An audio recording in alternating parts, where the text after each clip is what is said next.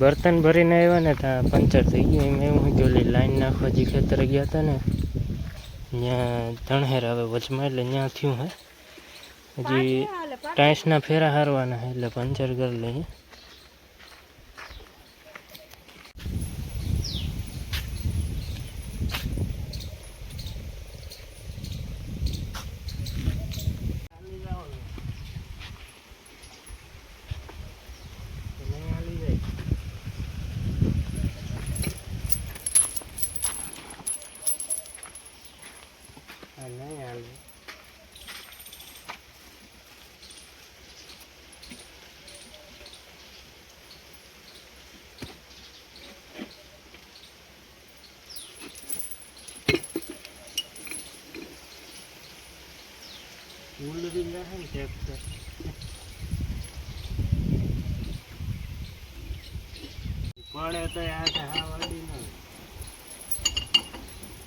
થાય હોત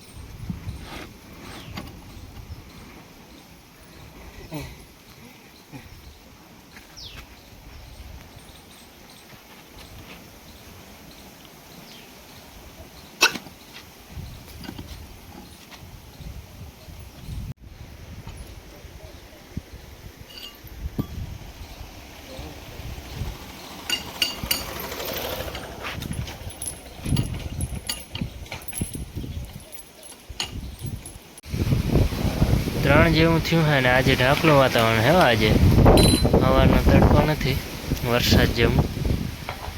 મમ્મી જો ગોઠલા ભાંગે કેરીયું ખાધી એના હે ને મુખવાસ બનાવવા. બાપા અંદર સૂતા હે કુલર પંખા ચાલુ કરીને.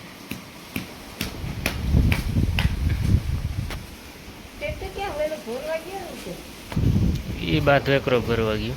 આ વાડામાં નાખો ને જે આપણું ટ્રેક્ટર જાય છે આગળ ગાડીમાંથી દેખાય. આપણે ઢોરના વાડામાં બાદ વેકરો નાખવાનો છે ને એટલે બેક ફેરાને પડી જાય ને એટલે ગારો ના થાય.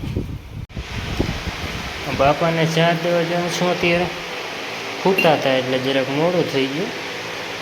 પ્યાલામાં પી છે બાપા. અને જે રસોડાનું સેટઅપ આપણે ને ફર્નિચર નથી થયું, ફર્નિચરથી વાંહે રાખ્યું. ચોમાસામાં કરવું હે નિરાતે. આ એક આડીઓ આખો મટાઈ ગયા હે. આખો સેટઅપ ઘરમાં ને અહીંયા ઉપરના ફર્નિચર બાકી જ છે.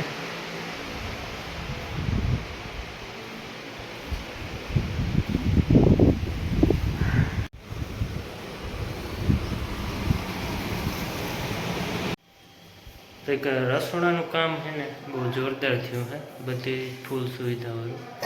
આપણે જૂના ઘરે છે ને ધવાળો જ ખાધો, એટલે ચૂલાની અલગ મજા છે પોતાની રીતે, પણ ધવાળો તો લાગે. અને પાછું ઊભું પ્લેટફોર્મ નહોતું એટલે એમાં થકાઈ ગયા. ટોટલી ઊભું પ્લેટફોર્મ છે, બાજુમાં પાણી, એટલે કંઈ બહાર નીકળવાનું જ નહીં. ફરી રસોડામાં આવી ગયા ને પગતું એટલે આપણે તો રૂમ જેવડું બનાવ્યું. એટલે હું વધારે રસોઈ કંઈ બનાવવાની હોય એટલે પ્રોબ્લેમ ના. રસોડા પ્રમાણે ફ્રીજ નાનું લાગે, પણ એ ડબલ ડોરનું લીધું નથી. અમે બે ફ્રીજ પડ્યા, એક જૂના ઘરે છે, એક અહીં રાખ્યું છે. આપણી ગાને પાછો પ્રોબ્લેમ થઈ ગયો છે. ડૉક્ટરને ફોન કર્યો તો બાટલો ચડાવ્યો, ઊભી નથી થઈ શકતી, કંઈ ખાતી નથી, ખોળ ખાઈ જાય. એટલે હવે પછી હમી થઈ જાય તો સારું, ઠીક થઈ જાય તો બધું. ખરવા બધાને આવ્યો તો ઠીકે થઈ ગયા હતા બધા. પાછો એક આપણી રાધાને પ્રોબ્લેમ થઈ ગયો હે. અત્યારે તો આ જો બાદ વેકરાના બે ટેલર નાખ્યા છે, એક ટેલર ટાંસનું છે. તો એ અટાણે ફોરવાનું કામ હાલે. એક વા નાખી દીધો, આપણે ઘટે ને તો ત્યાંથી ભરવાનું કેડીમાં બધે નાખવા થાય.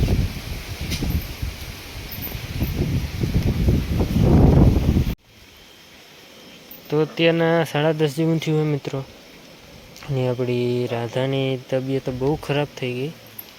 5 વાગ્યા ડૉક્ટર આવ્યો હતો, પાછો આપણે 8-9 વાગે બીજા ડૉક્ટરને બહારગામથી બોલાવ્યો હતો.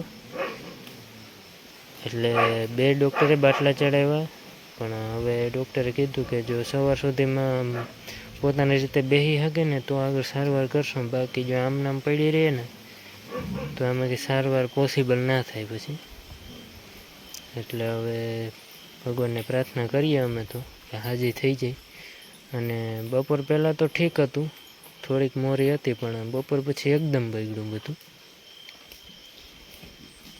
એટલે મમ્મી અત્યારે ખોળ ખવડાવે, બીજું તો કંઈ ખાતી નથી. ને બાંધેલી નથી, જો ભૂકો નાખીને એમને પડી છે.